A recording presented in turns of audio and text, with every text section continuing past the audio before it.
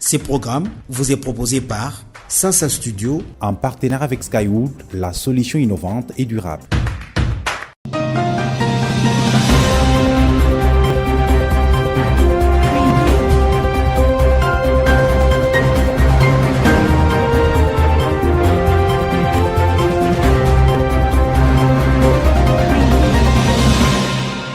Mesdames et messieurs, bienvenue à cette nouvelle édition de Sasa Magazine, votre rendez-vous hebdomadaire d'information.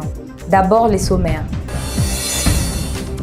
Où en sommes-nous avec l'exécution du projet Tshilé-Gelou dans la province du Kasaï central?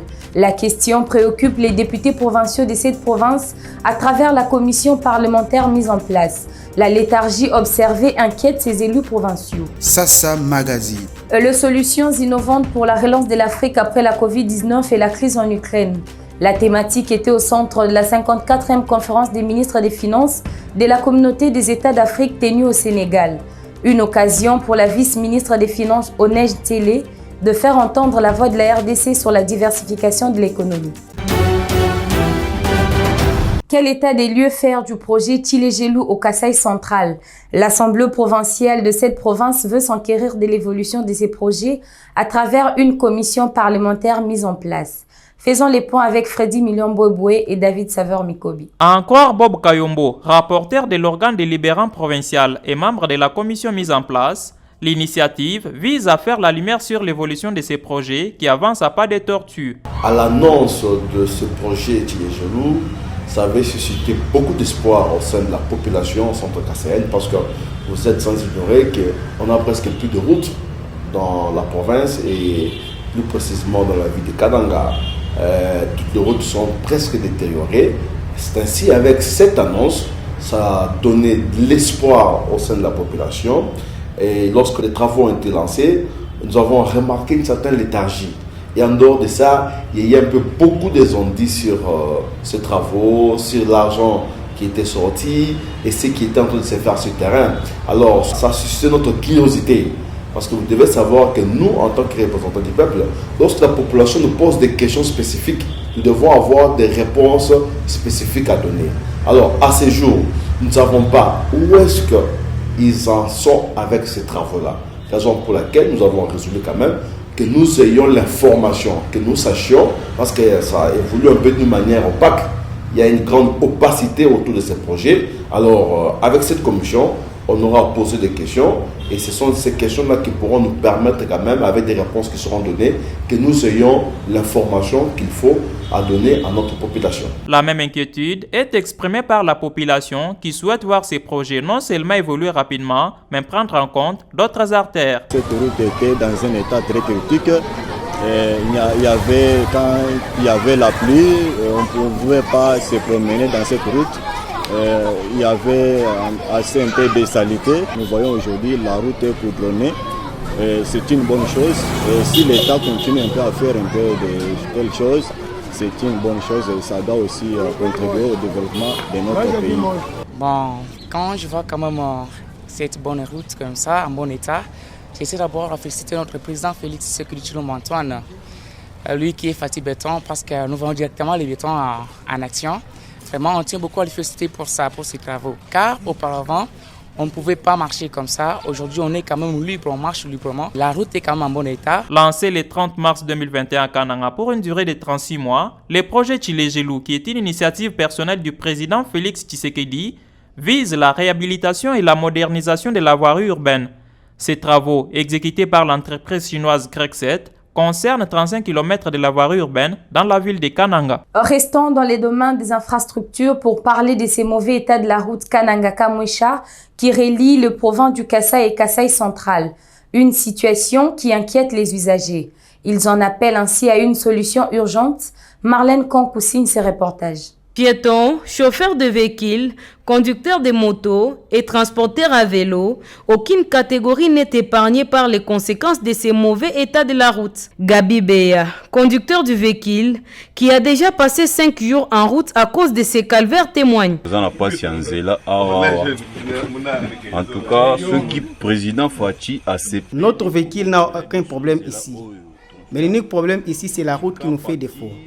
Si le président Fati construisait la route de Tchikapa à Mbujmaï, il nous facilitera la tâche, parce que l'argent entre dans les trésors publics, mais nous voyons les routes dans un mauvais état. Comme si le mauvais état de la route seul ne suffisait pas, les usagers sont également confrontés aux tracasseries. Pour les barrières qui sont en route, on nous tracasse beaucoup pour les documents par la DGI et la DGRCAC. Nous les transporteurs à vélo, même si vous avez 20 mécas d'haricots, on vous arrête et vous devez payer la taxe. Même si vous avez une petite quantité de marchandises, on vous oblige de payer, même pour peu de mécas de maïs. Que les autorités revoient cette situation et qu'on arrange pour nous les routes. Skywood, la solution innovante et durable.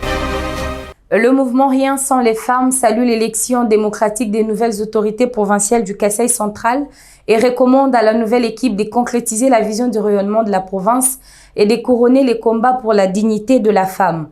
Suivez un extrait de leur déclaration lue par le point focal Nathalie Kambala. Nous, organisation membre du mouvement Rien sans les femmes pour le Kasaï central, avons passé en revue durant 2 jours au cours de l'atelier de renforcement de capacité dont les travaux se sont déroulés dans la salle de réunion de l'ONG Femmes main dans la main pour le développement intégral FMDI en sigle, la situation de la province du Kasaï central en général et celle de la femme centre-kassaïenne en particulier. Avons dégagé un constat amer selon lequel la femme, quoique disposant de qualités liées à sa nature intrinsèque et qui font d'elle le centre de préoccupation pour la construction de la paix et de la promotion des droits et devoirs de l'être humain, est exclue de sphère de prise de décision et cette situation est jugée préoccupante et l'expose au mépris et à d'autres traitements dégradants. Cela ne peut pas en aucun cas nous laisser indifférentes. Qu'à cela ne tienne, félicitons en passant quelques rares femmes qui sont sorties du lot et en se distinguant dans plusieurs domaines, notamment de l'enseignement supérieur élevé au rang de DG et de chef de travaux, et dans la politique où elles ont été nommées à la tête de quelques fédérations provinciales de partis politiques et estimons le chemin à parcourir reste encore long. Félicitons par la même occasion le nouveau gouverneur de province, son Excellence M. John Kabea Chikaï et Martin Makita Fouamba, vice-gouverneur, pour leur brillante élection à ce poste tant convoité. Réitérons notre engagement à accompagner cette nouvelle équipe dirigeante en vue de matérialiser son discours de la campagne électorale tenue devant la représentation provinciale et du programme d'action qu'elle présentera devant l'organe délibérant au profit de la population centre-kassaïenne. Recommandons ce qui suit au nouveau gouverneur de province de se démarquer de ce prédécesseur à travers une gestion saine et transparente des ressources de la province, d'être un gouverneur pacificateur, rassembleur pour consolider la paix, la concorde et la cohésion sociale, de privilégier la compétence au détriment de considérations d'ordre politique, tribalo-ethnique dans la formation du futur gouvernement et veiller à ce que les femmes y occupent des postes de manière paritaire. Le mouvement Rien sans les femmes est convaincu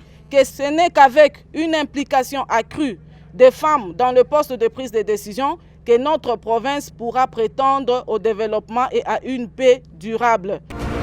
Skywood, la solution innovante et durable.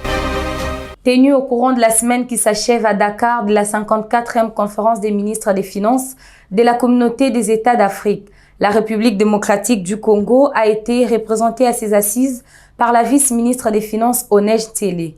Reportage de John Daniel Kassalou rendu par Henri Nguindou. Dakar, la capitale sénégalaise, a abrité du 11 au 17 mai 2022 la 54e session de la conférence de ministres des Finances de la communauté des États d'Afrique. Les échanges au cours de ces assises ont été focalisés sur les solutions innovantes pour le financement de la relance de l'Afrique après la Covid-19 et la crise en Ukraine. À l'ouverture officielle de ces travaux, le président sénégalais Macky Sall salue la résilience de l'Afrique et plaide pour les solutions qui vont au-delà de mécanismes classiques. Je voudrais donc encourager vivement la pleine opérationnalisation de ce mécanisme de facilitation du commerce électronique que nous avons d'ailleurs expérimenté dans le cadre de la lutte anti-Covid. Je félicite la CIA, Afrique Exim Bank et aussi tous ceux qui ont qui prennent part, la SLECAF, à cette plateforme. Je voudrais, au fond, et au-delà des considérations financières et macroéconomiques, d'une certaine façon, je voudrais saluer le financement de nos économies et surtout saluer leur capacité de résilience par rapport au choc extérieur. Parce que nous sommes des durs, hein. Résister à cette Covid et résister aux effets de la guerre en Ukraine, il faut vraiment être résilient pour encore rester là debout à faire face. Donc l'Afrique est résiliente. Intervenant dans le panel sur le financement de la croissance verte en Afrique, animé par Alain Foucault, la vice-ministre Onej Nsele a partagé l'expérience de la RDC dans la diversification de l'économie. Tout le monde sait que nous avons les réserves les mieux nanties de ce monde. Nous avons les composants pour justement fabriquer ce lithium. Nous voulons transformer dans le pays. Non seulement que ce sera aussi des projets à impact visible pour la RDC en termes d'emploi, en termes d'infrastructure, en termes de collecte des recettes, mais également pour toute la région. Aujourd'hui, nous sommes là en disant nous avons la matière première, nous avons la volonté, nous accompagnons ce projet et nous voulons lever les fonds. Nous avons à peu près besoin de 2,3 milliards pour le faire et ce sont des partenaires privés que nous voulons attirer ici. Aujourd'hui, nous attirons à peu près 50 millions de dollars pour les financements des projets verts, alors que nous sommes un pays solution. C'est encore peu. Les trésors publics, nous collectons, mais la pression sur le trésor est encore fortement tendue. Voilà pourquoi justement nous capitalisons sur ce genre d'initiative pour nous accompagner, tout en rassurant ces partenaires que nous sommes là et que ce que le gouvernement, l'accompagnement que nous pouvons faire, donner, nous le faisons. Nous mettons en œuvre justement avec nos amis zambiens ce qui doit être fait pour attirer justement ce partenariat-là et ces fonds privés. Comme je le dis tout à l'heure, les discussions vont bon train, d'ailleurs avec l'accompagnement de la CEA, que nous remercions, qui est encore avec nous dans cette course, dans ce rêve qui deviendra réalité, mais qui va réellement changer l'économie de notre pays, mais pas seulement celui de toute l'Afrique. Précisons qu'à marge de cette conférence, Onej Nsele a échangé avec le ministre égyptien des Finances, Dr Mohamed Mat, sur l'expérience et le succès de son pays dans l'émission des obligations vertes dont la RDC pourra tirer profit pour le financement de son développement. Merci d'avoir été des milliers à nous suivre sur différents médias partenaires et à travers le monde sur CDirect. Mesdames et messieurs, l'info continue sur www.sasastudio.net.